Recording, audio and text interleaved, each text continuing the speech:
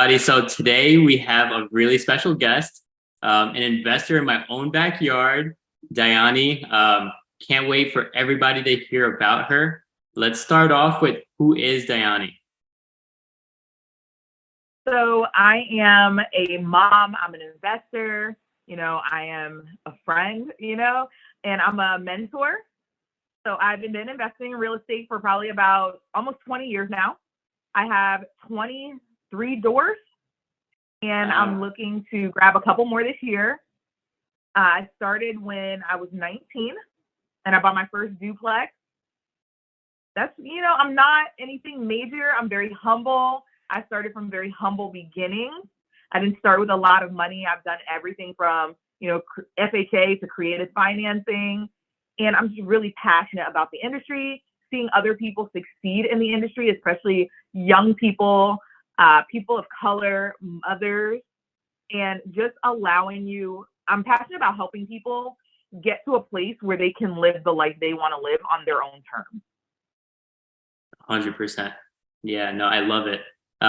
Where did you start off with? Tell me a little bit more about that because there's a ton of the audience that are just getting started off and you built everything up from scratch. So I think that will definitely resonate with everybody that is listening and they would love to hear more about, you coming out from absolutely nothing.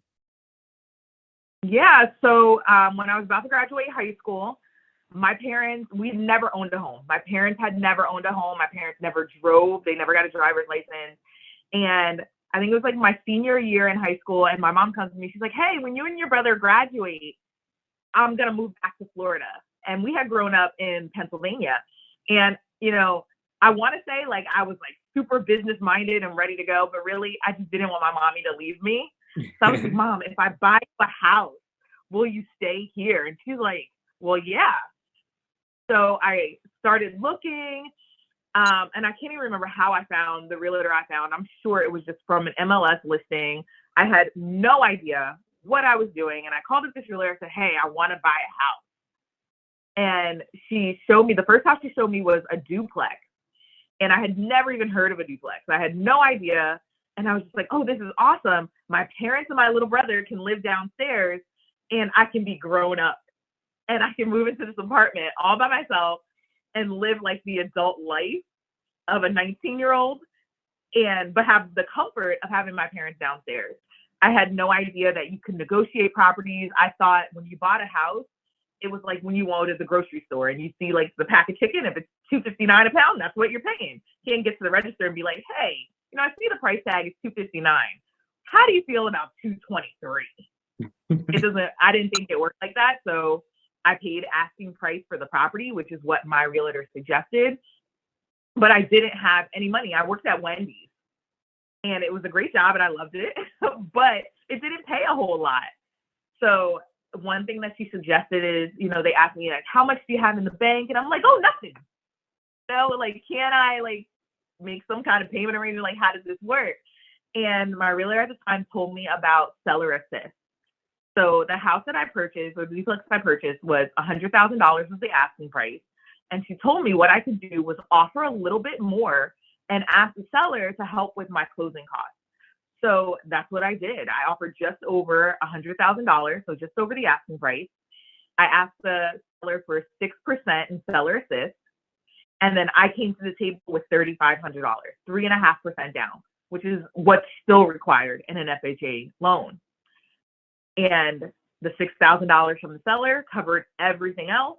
So I got my first $100,000 property for $3,500, which was all I had to my name at the time. That is fantastic. That was my start. My parents lived downstairs in a 2-bedroom apartment, and I lived upstairs in a 3-bedroom apartment. And to this day, I still own this house. I've refinanced it a couple of times and leveraged it to buy other things before I even knew that was a thing. But I still own that house. It's still one of my favorites. It definitely has a sentimental piece of my heart, but I do love it. It's a great, great property. 100%. And, that's amazing. You started off at such a young age and you didn't really just, use your your odds against you, you know, like you didn't just say, hey, I'm this young, I'm of color, I barely have money or this and that. You just didn't let the excuses get in your way. You just worked with what you Yeah, had and you made the best of it. And, you know, you yeah, just I think looked for, yeah, so I was going to sometimes you're say, more successful. yeah, I was going to, Go ahead, sorry, sorry. I was going to say you looked for solutions, you know, instead of focusing on the problems. Absolutely. And sometimes when you don't recognize that it is a problem, you don't know what you don't know. And at the time, like I said, my parents had never owned a home. So I had nobody to kind of walk me through the process, nobody to guide me. And I didn't know what I should be afraid of. I didn't know what fears or, hesitations I should have. So I didn't have any. Like to Mhm. me, it was like, okay, you buy it. Like if somebody's gonna give you the money, and at that time, like if you had a pulse, you could get a mortgage. It was easier for me to get that house than it was for me to get my first auto loan. So it was Wow. crazy. Like, looking back at it, I'm glad I did it and I have no regret. But looking back at it, there was somebody should have said, this girl has no idea what she's doing. Let's like make her take a class. Let's help her. Let's do something so that she Mhm. doesn't wind up in foreclosure.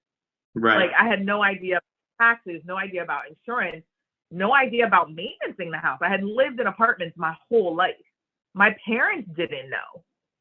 I didn't know how to be a landlord. I didn't know how to be a homeowner, but luckily I bought at a time where you could make a lot of mistakes and still be successful, which is 100% not the time we are living in now, unfortunately. But I made so many mistakes that I look back on. I'm like, how did I survive? How did I not go bankrupt in this business? And I'm Mhm. blessed and highly favored that I didn't. And now I read a lot. I listen to a lot of podcasts, audiobooks, and I've surrounded myself with people in the industry who want to do well and are doing well. And it's helped me come a long way. Right, right. And you know, the learning never ever stops, right? It's just such That, a broad industry and there's just so many things to learn. You'll never ever soak it up. So it's you're always constantly learning. There's always new things happening and you're always updating yourself on the current market. So that is amazing. Tell us a little bit about your rentals and you know how you went from absolutely nothing to how you started scaling a little by little. I know that you know you can definitely relate to the majority out there, and that's why when we like first spoke, I was just like in love with you. I was like, let's go. This is amazing. You know, she's not just like some special person. You're like an everyday normal human being that actually just made it happen. And you could definitely relate. You know what I mean? You still have a 9 to 5, you still work, and you still do all this on top, right?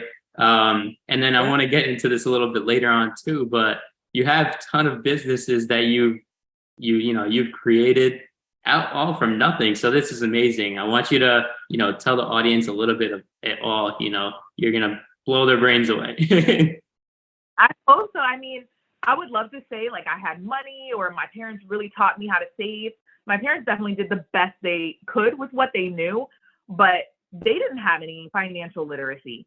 So there was nothing to really pass to me and my brother. And a lot of what I've learned through trial and error, which is one of the reasons I do mentor people now because I want you to skip the mistakes I made. Because I look back and I'm like, man, I would be so much further had I had that guidance. And funny enough, all my properties kind of have a story about where I was in my life. So my first one, I didn't want my mom to leave me, and it was great. Then I got a little older, like many people do at a young age. You meet somebody you think is special or that is special, and you're like, oh yeah, this is great. I'm gonna move to Philly. So I left my parents in the downstairs apartment, and I'm like, I'm gonna move to Philly with this great guy that I met. And that's when I became a landlord, a real landlord. I got my first tenant. I moved them into that top apartment. And I love my mom, but she 100% is my mom. And she was not getting along with my tenants. And her answer to everything was, well, this is my daughter's house. And if you don't like it, you can get out. And I'm just like, oh my God, I can't run a business this way. And I need this money to pay my mortgage because now I've left my job in the Lehigh Valley. I've moved all the way to Philly, which is like 60 minutes south. And I'm like, I can't, go back and forth. And I can't have my mom arguing with my tenant. And I'm getting these random calls. So I'm like, all right, I'm going to move my mom, my dad, and my brother, and I'm going to buy them another house. Again, I do not know what I don't know. So I'm thinking I got approved for $100,000 more. I get approved again. Like, I thought, like, once you got approved, you just keep going. So clearly I know nothing about credit either because I don't have any. So in my mind, I'm like, okay, let's go find another $100,000 house. I'm looking.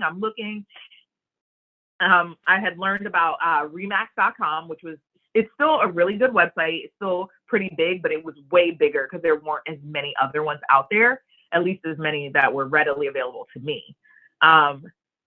There was no Zillow. Realtor.com really wasn't a thing back then. Mm-hmm. So I went on Remax. I found a cute little 2-bedroom house around the corner.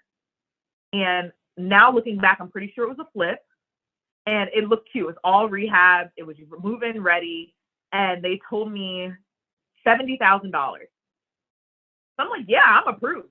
I had not talked to a lender. Like, I had no. And again, I had no money.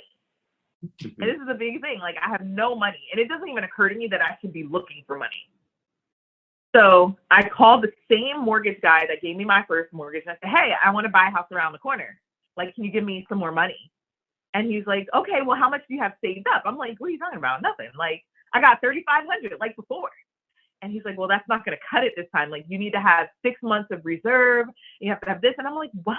Like, what are you talking about? I didn't need any of that before. Why do I need it now? Like, okay, well, I want to move my parents. I need to move my parents. Like, what other options, like, are there? Like, what else can I do? Because that's not going to work.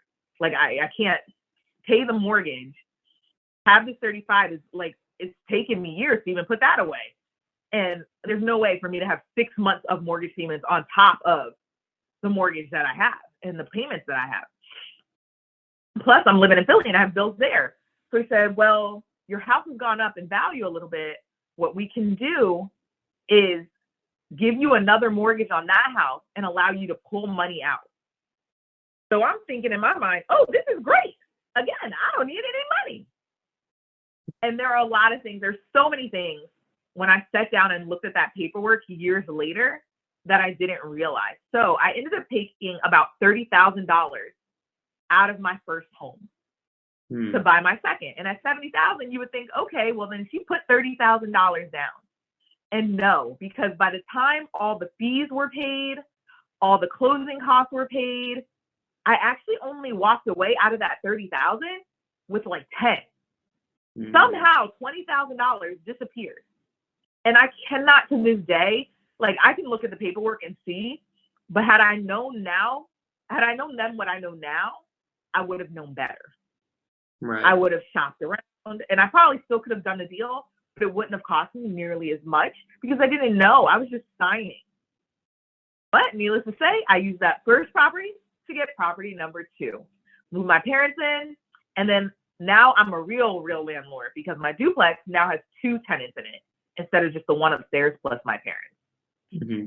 So now I move on to property number 3. Again, like, this has just been like flowing and people have been giving me their money. So I'm thinking, again, I got approved for $100,000 the first time. Now I'm not working at Wendy's anymore. I'm working at T-Mobile and I make more at T-Mobile and I'm a store manager. So now I could definitely get $100,000. So now I'm calling realtors. But let me back up a little bit. So I'm at this job. I'm a store manager. I've worked my way up because I started out as just a sales consultant. And I've worked my way up. I've done a couple different things. I'm running my own location. And I'm doing interviews because I'm going to open a new store for this company. And I need employees. And this single mom walks in. And I'll never forget the day I met her. She has 3 kids. She's a single mom. And her energy and her positivity is just incredible. You know, and I'm still young. She's older than me, but I'm like, yeah. And I'm a happy person. Mm-hmm. So a lot of times when I look back at my life, I can see the struggles I've went through. But while I was feeling it, it was normal. Like, you know, why let it get you down? It is what it is. So I met her and she's super positive. And I've always believed it's a blessing to be able to bless other people or to be able to help them. So, you know, long story short, we're working together like 6 months in. Her car doesn't start the one night we close. So I'm like, oh, I'll drop you off. It's no big deal. I drop her at home. Like all the lights are off. Her kids are inside and they're younger. And her oldest was watching her two youngest. And they open the door, but they've got like coats on. And I'm like, why are they in the house with coats at 9 something at night? Like, what is happening here? So something is just not sitting right on my heart. So it probably takes me like, 2-3 days to build up the courage to ask her, like, hey, what's going on? Like, do you need anything? Is there anything I can do? And she's like, my landlord just isn't a good landlord. He won't fix the heat. He won't fix the stove. So we have space heaters. And I'm like, well, how do you cook for your kids with no oven and no stove? She's like, well, I just make, and she's bringing like great lunches, like lunches I remember my mom making that were like the leftovers. So she's got like barbecue pork chops, she's got a vegetable, she's got a starch, and that's how I grew up. So I'm thinking everything's good. I'm like, well, how are you making these meals? She's like, we have a toaster oven, and I just make it like in batches. And I'm like, what? Wow. So I'm like, no. So at this time, DIY shows are big on like HGTV, and I'm watching Flip This House, and I'm watching all these things. I'm like, I could be a landlord. I already have tenants. I'm going to buy another property and I'm going to rent to her. So she's in a better situation. So we start looking. The realtors are asking at this point, have you been pre-qualified? So I'm like, yeah. I got $100,000 before I get $100,000 again. No, I have not been pre-qualified. Knowing what it is now, definitely not.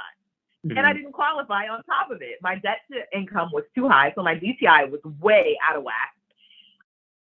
So I call up the same mortgage guy who got me the last 2. And I say, hey, I want to do it again, but I'm in Philly now. What can we do?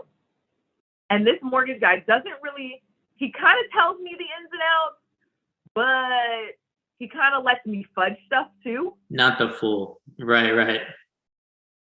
So like, I don't know. So he's like, are you going to live in the property? And I'm doing sales for a living. So I said, I could live in the property. What do you have? So I find out if it's more than 50 miles away, you can maintain one FHA and still have another one. Mm-hmm. So I do FHA loan number 2.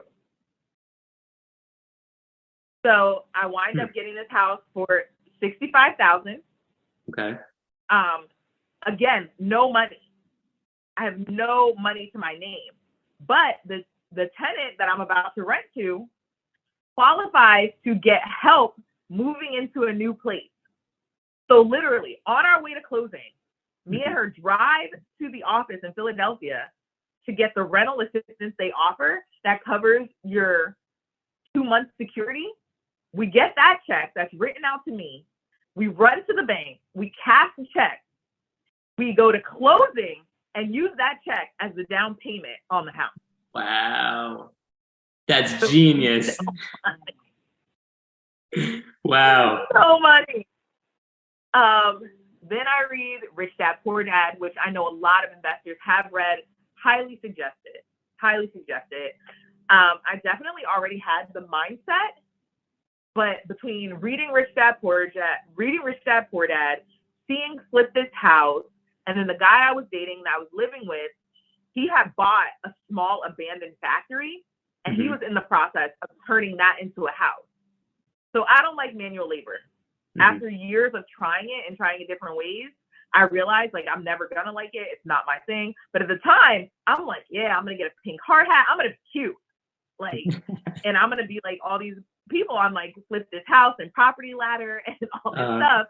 And I'm helping hang sheetrock in the house, and I'm putting in installation. All this stuff I'm seeing for the very first time.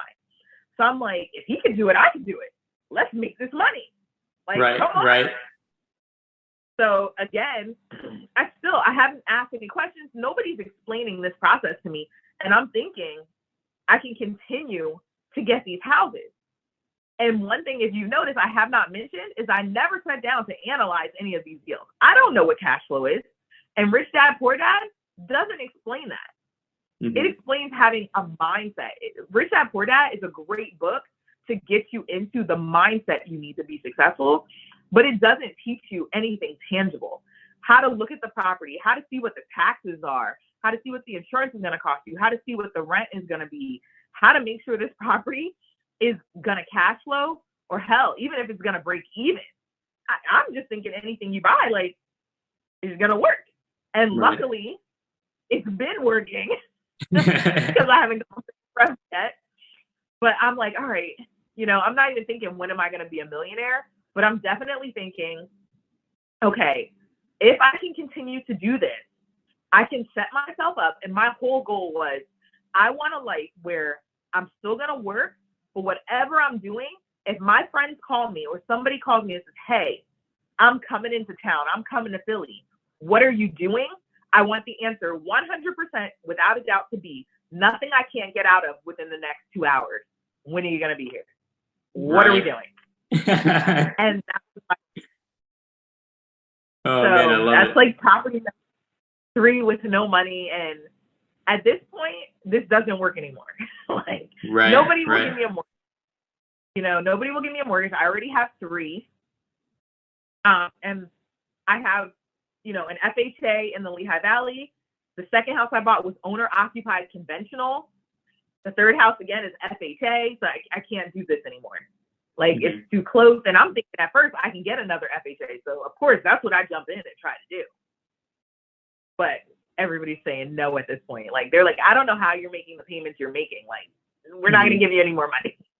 We see the flaw in your path. Like, we see the ditch or the cliff you're about to drive yourself off of, and we're not going to go with you. So I started to get creative. I had no idea, but I'm like, okay, if the bank doesn't give me any money, you know, what other options are out there? So at this point, I see this woman on, again, HGTV, and she's a realtor. And her first name is Tatiana, and I think her last name is pronounced Longdinga or Long. I'm not sure how to pronounce it. I don't want to butcher it, but she's got like this big curly blonde hair. Her personality is amazing. And I'm like, that's me with big hair. Like, so I'm like, I can do that. So I'm like, I'm going to be a realtor. So I go out and I get my real estate license. And again, you don't know what you don't know. So I'm doing all this stuff. And then I get MLS access, which is something I've never had. And I'm enamored. I'm in love. So every day at work, I'm selling phones and looking at the MLS. Selling phones and looking at the MLS. So I love real estate. Like, I love it. Like, it lights me up. So now I'm talking to my coworkers about real estate and about being a landlord. I still have no idea what I'm doing, but it sounds really cool. Like, it sounds great. So now they're getting interested. And one guy I work with is like, hey, I'm looking at a property. And he's like, yeah, Di, can I go on lunch break? And I'm the store manager. So I'm like, yeah, but can I give you an extra 15 minutes? And can you go around the corner and look at this abandoned house with me? And the house they wanted, it was a 2-bedroom, 1-bathroom in Southwest Philly. And I didn't know the area. I wasn't familiar with the area. All I had heard when I took on this store that I was in was that it was a rough area. And they wanted a manager down there who could drive the sales and become like ingrained in the community. And I kind of fit the bill. So I'm like, all right, I don't know really. All I knew how to do was get to work and get home. Right. Because I never went anywhere. So I talked him into going around the corner on his lunch break. We get in my car, we run around the corner, and this property looks like it's in perfect condition. And they only wanted $14,000 for it. So again, I have no money.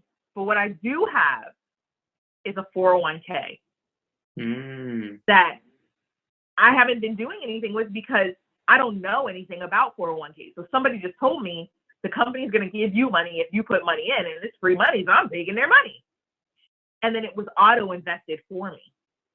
So then I'm like, well, how do I get it out of here? So I call HR and I say, I want my money. What's that commercial? Like, it's my money and I want it now.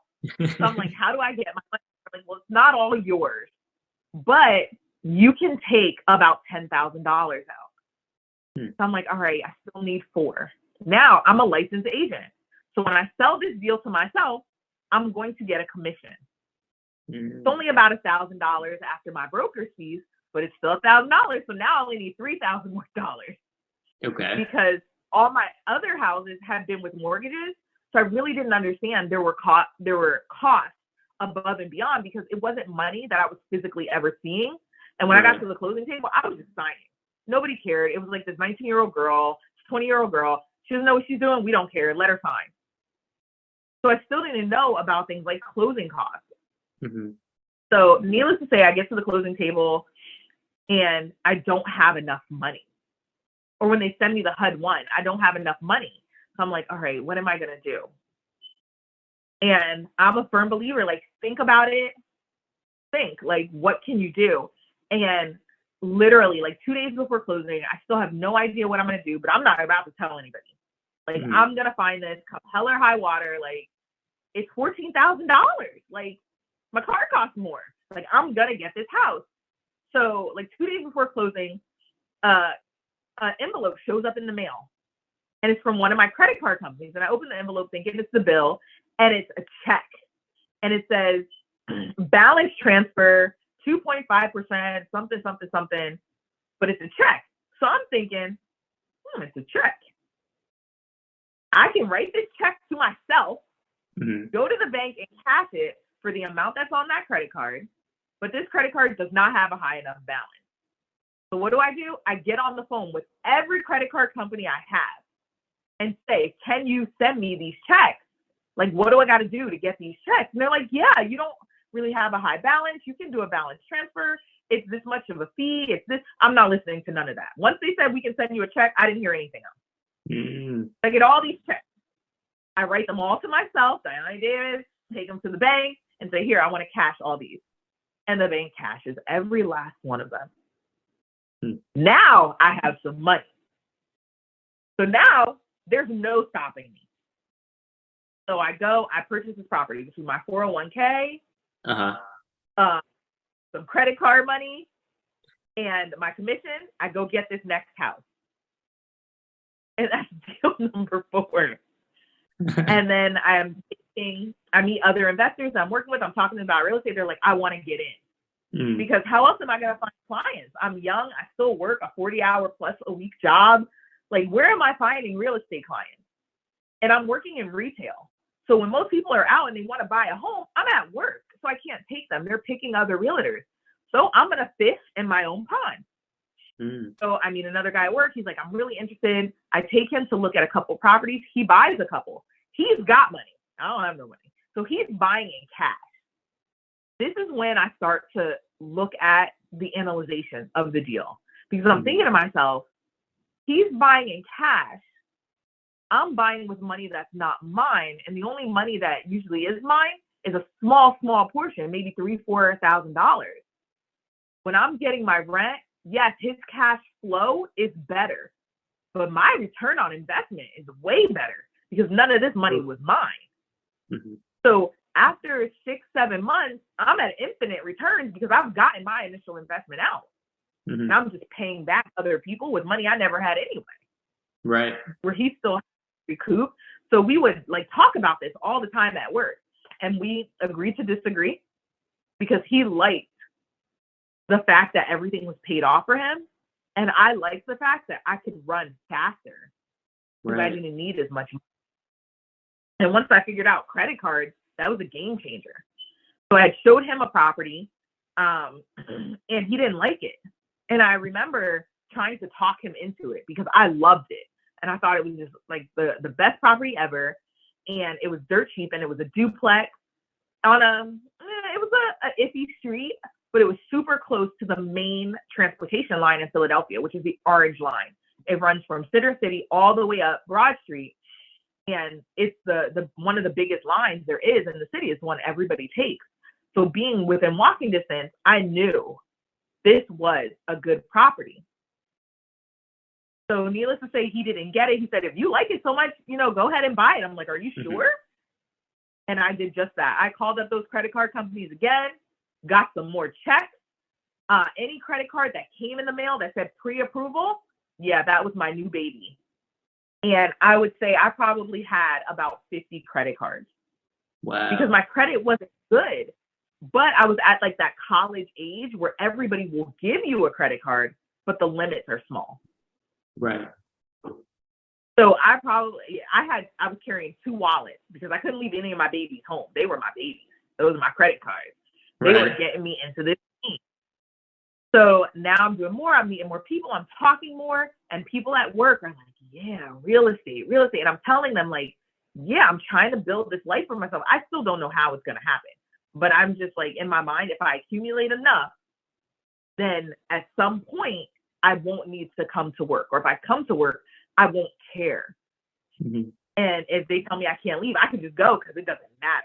I have this other money. So I'm looking in the MLS and I realize some things. And when you look in the MLS, what people see on like realtor.com and things like that, there are public remarks that agents can put in, and there are agent only remarks. Now I have access to the agent only remarks. So I'm seeing things, I'm able to filter by things like seller financing. So I Google seller financing because I'm used to seeing cash, conventional, FHA, maybe VA as a realtor. So I know those things. So I see seller financing on one of these listings. I'm like, what is that? Like, I've never seen that before. So I Google it. Mm-hmm. And it basically breaks down to when the seller becomes the bank. Okay. Now I have no money, but the seller will give me money. So I don't even have to go to the bank. So I'm like filtering all my searches for seller financing. And surprisingly, you can do this on Zillow now. Mm-hmm. There's an option on Zillow to mark seller financing and will show you all those properties. So I called the first one and I'm like, hey, yeah, I want your property. I see that you'll do seller financing. What are your terms? Because I don't know that I can negotiate. Right. I'm thinking if they're giving me seller financing, I have to go with whatever they're asking me. Mm-hmm. So the first seller, the house is like $30,000. He wants $5,000 down. I can come up with $5,000 because I have credit cards. He wants $5,000 down, and he will seller finance over 5 years with a 12% interest rate. Wow. I don't even care what the interest rate is. I don't even know what they are on my credit cards because at this point I'm learning how to look at cash flow. And as long as I break even, in my mind, my thought is, if somebody came to you 30 years from now and said, here's this free house, here's the keys, you can have it. You don't have to pay anything. Just hang on to it. You would take it. Right. So my thought is, if the tenants can pay, I'm going to take it. Because even if I just break even, I got a free house in 5, 10, 15, 30 years. Mm-hmm. This house, at this time, I had started having somewhat of a buying criteria. Mm-hmm. So my criteria was it was really simple. I'm a young woman. I'm not married.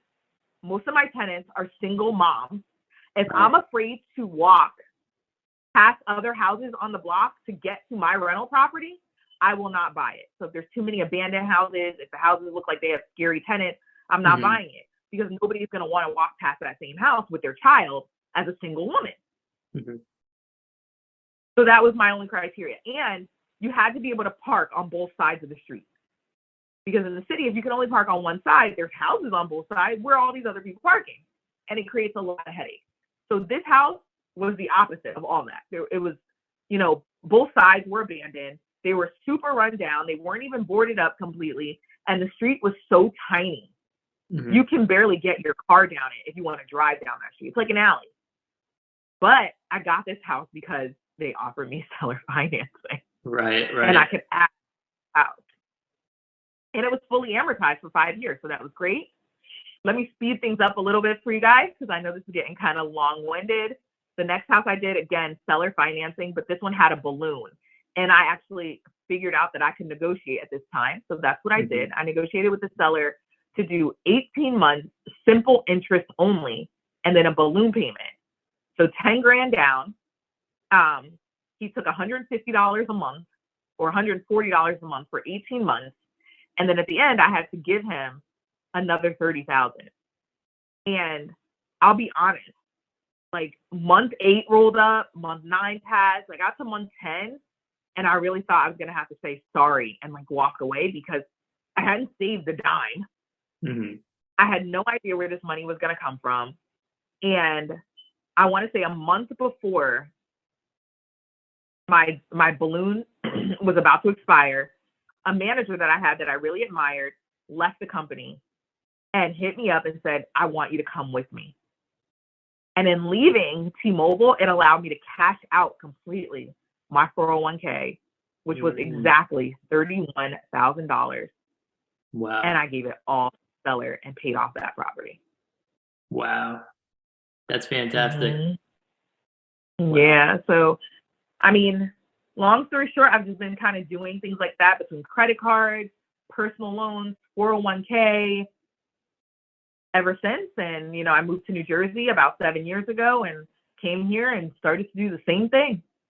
That's awesome. And then is there any kind of point where your credit doesn't allow you to keep continuing to do this anymore? Or how are you, you know, fixing your credit to use it again? Or what's the strategy behind that? So up until the point where I lived in New Jersey, I was never maxing out all my credit cards. Okay. I was paying them down with the rent and things like that. So let me tell you about my first real burr. So I found this triplex, and I didn't own any triplexes. And every time I get a type of property that I don't already have in my portfolio, I get really, really excited. This was also my first full gut renovation. So I was super excited, but I had already known I had too many mortgages because I drew another one in Philly. So I had 4. And with the crash that had happened in the early 2000s, people were limiting the amount of mortgages you could get. Plus my DTI had gotten too high. So there was a peer lending platform, and I don't know if you're familiar with it. It's called Lending Club. Okay. So Lending Club had given me a small loan before that I had paid off. So I had built some credibility with them. So I found this triplex and it was, you know, a shit show. Like if it rained, it would be like a waterfall into the one unit. You know, there was holes everywhere. All the electrical was cut up. There was no plumbing. It was a mess. So I had said to myself, like, I could do this. Like, I have a contractor who's working with me. Never done a project like this before, but I know he has. So as long as there's somebody who knows what they're doing, I'm good. So this property, I negotiated down to $17,500. I take a loan from Lending Club for $18,000, and now I have to rehab. So at this point, I probably have about 15 grand on my credit cards, but the rest of them are free and clear, and I'm opening more. Everyone that comes in the mail, I'm opening. If I get an email that says you could be pre-qualified, it's calling my name, open it. So I wind up with about $100,000 worth of available personal credit lines, all spread out on like 50 different cards. And I get some more of those checks because I need to pay my contractor. So I can only get so many, probably about 30,000 checks, but I still have, you know, a good line of credit. So I'm swiping my card at Home Depot, Lowe's, the plumbing supply house, and then cutting those checks to myself so that I can pay the contractor. And there comes a point in the deal where I run out of money on the last unit, and I have money for materials, but I don't have money for the labor. And I tell my contractor, like, hey, we can't do this unit. I don't have the money. And he looks at me, he says, my guys are already here. I'm here. I'm going to finish, and then you can pay me when you have it. Wow. And so he looked out, and it was probably about 15 grand in labor that I would have to pay on this unit. He let me pay him over time, and I paid him every 2 weeks faithfully.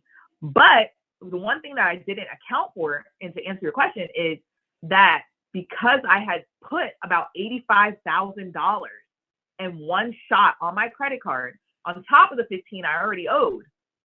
So at this point, I'm at about $100,000 in personal credit card debt. My credit score dropped about 150 points. Wow. And it just kept dropping because I was only paying the minimum. And I'm so high. And once those interest charges start to hit, now I'm getting even closer to maxing out every card I own because I'm only able to pay the minimum to sustain. So I'm thinking it's going to be okay. I can refinance. Nobody will refinance me. Right. They're like, your income is too high. Your credit score is too low. And at this point, I've gone from the 700s to the 500s. Wow. Like I'm about to kick the 400s. Mhm. Like that's how close and how bad it was. So I want to say this burr went from something I thought I could get out of in 4 months to something I held on to this way for about 2 years. Wow. Just paying, and the minimums on my credit cards came to just the minimum, just to keep it, being paid on time. It was about $4,500 Wow. in just minimum credit card fees, and I could not get out.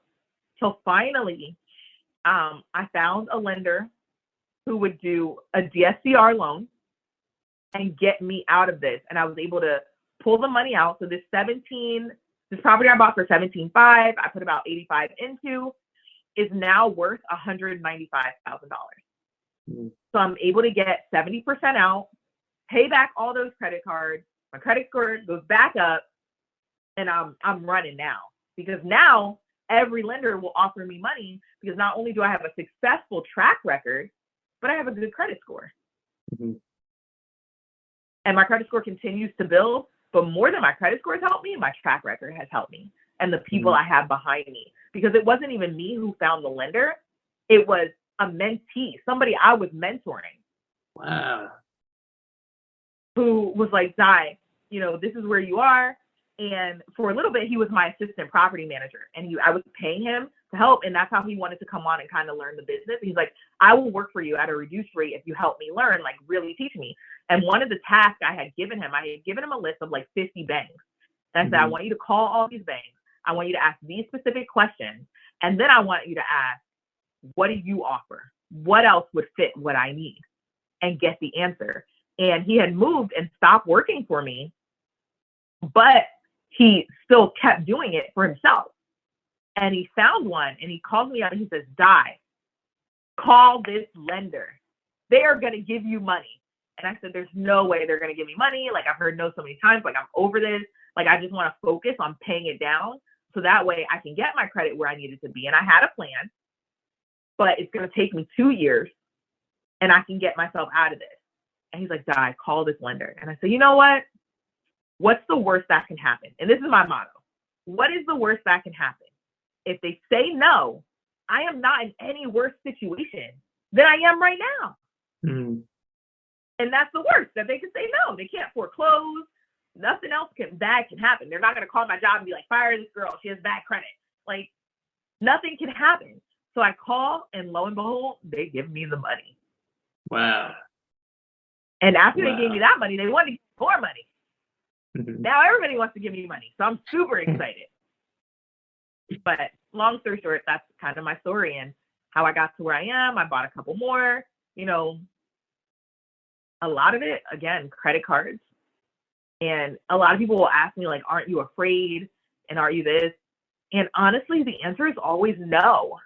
Because one, if you have stuff on credit cards, you should never default, never plan to default. But if you did, they can't take the property. Credit cards are unsecured debt. So I still have the property, be in collection. Right. But worse than that, if something were to happen and they were to take every property I have, that is the absolute worst case scenario. And the answer is, what would you do? Like, would you have a nervous? No, I would go to work. I would go to work, and I would get my paycheck, and I would do it again. Right. So my worst case scenario is what everybody else is living every day. You just got to get a job. Right. So if the worst case scenario is what you're already doing, there is no need to be afraid. Find a mentor, read a book, do it all, pull the trigger. Right. Just get started. Absolutely. Amazing. I love it.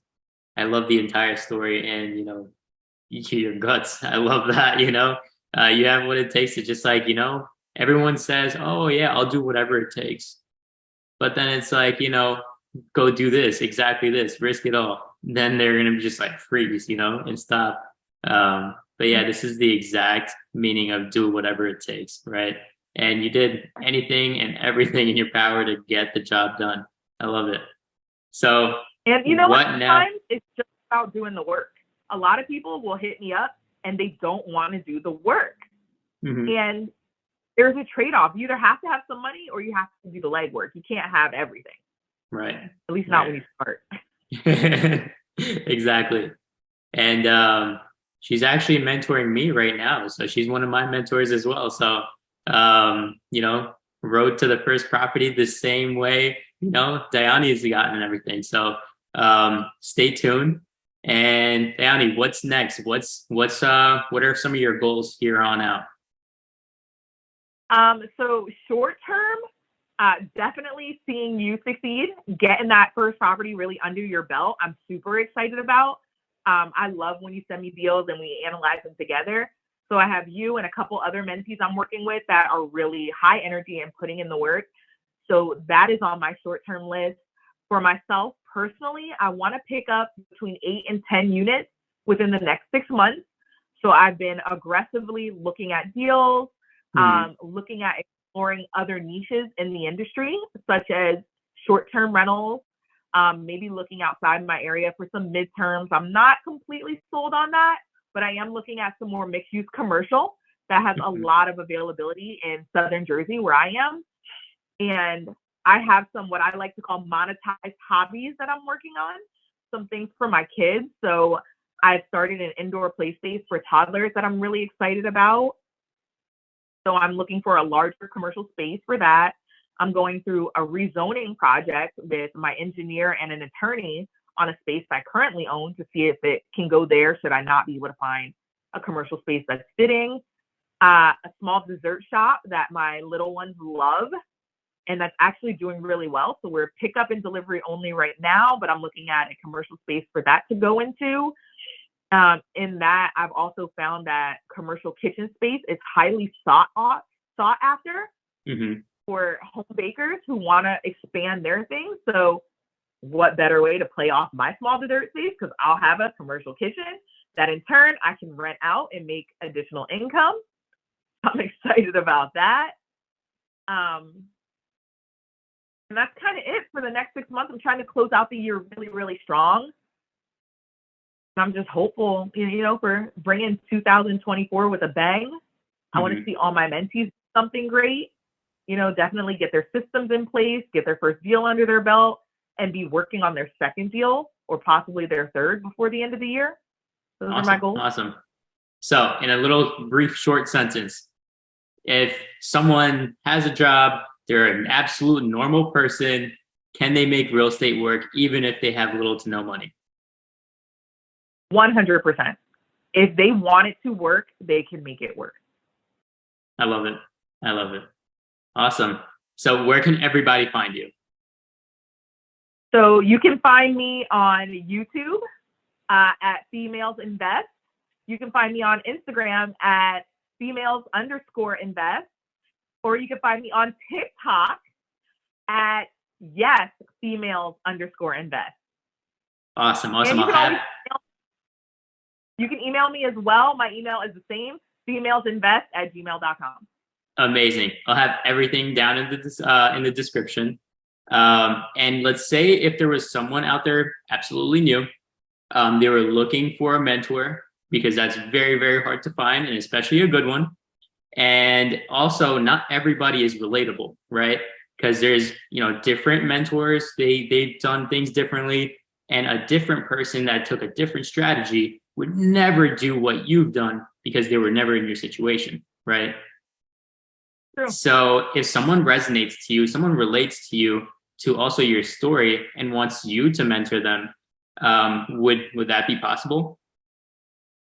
It's definitely a possibility. Like I always tell people, when you find a mentor, like you said, make sure they're relatable to you, but make sure that your energies mesh, because a mentorship, most times, at least in my experience, my mentorships have always bloomed into long-lasting work relationships and friendships.